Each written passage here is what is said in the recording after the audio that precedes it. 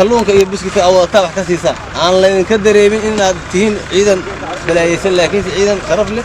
oo dadkii shacabka soo dhaweynaya oo uga roon nimankii beesha joogay wala in ka rabaa waxaan soo kooda daarmaya dadka si fiican oo la macaamilo laba yaa dadka hertuin oo yaa indhaha iyo laga xireen la dhibaatay si